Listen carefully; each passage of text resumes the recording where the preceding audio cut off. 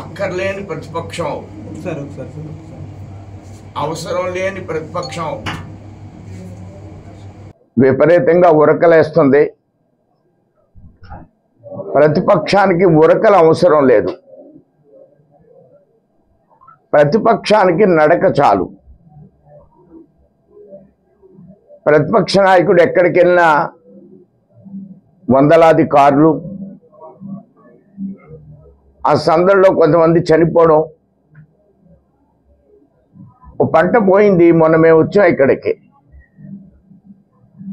వచ్చి అరటి చెట్లు పడిపోయినాయి,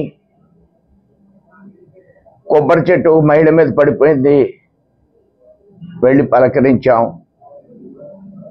అదేం పెద్ద మాధ్యమాల్లో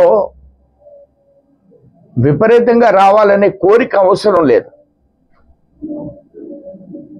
ఇష్యూ బేస్డ్ హైలైట్ అయితే వాళ్ళకు ఉపయోగం జరుగుతుంది తప్ప, నాకు ఒక 100 కార్లు 1000 కార్లు కావాలి నేను ఆ ప్రాంతానికి వెళ్ళేటప్పుడు, ఇది రాజకీయాల్లో అవసరం లేనటువంటి అంశంగా నేను వైసీపీకి తెలియజేస్తున్నాను. అవసరం లేదు. రాష్ట్రం అనేక విధాలుగా అభివృద్ధి చెందుతుంది. 10 లక్షల కోట్ల ఇన్వెస్ట్మెంట్స్ ఈవేళ రాష్ట్రంలో వచ్చినాయి. మెటల్ స్టీల్ కావచ్చు,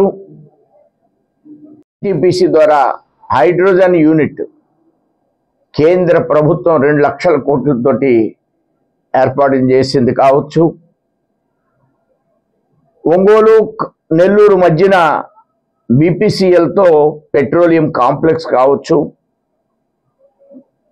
అనేక రకాల అభివృద్ధి కార్యక్రమాలు ఇంక్లూడింగ్ ఆ రాయలసీమ జిల్లాలో ఎలక్ట్రానిక్స్ హబ్స్ని ఏర్పాటు చేస్తూ ముందుకు పెడుతున్నారు. అన్ని జిల్లాల్లో ఈవేళ అభివృద్ధి జరుగుతుంది.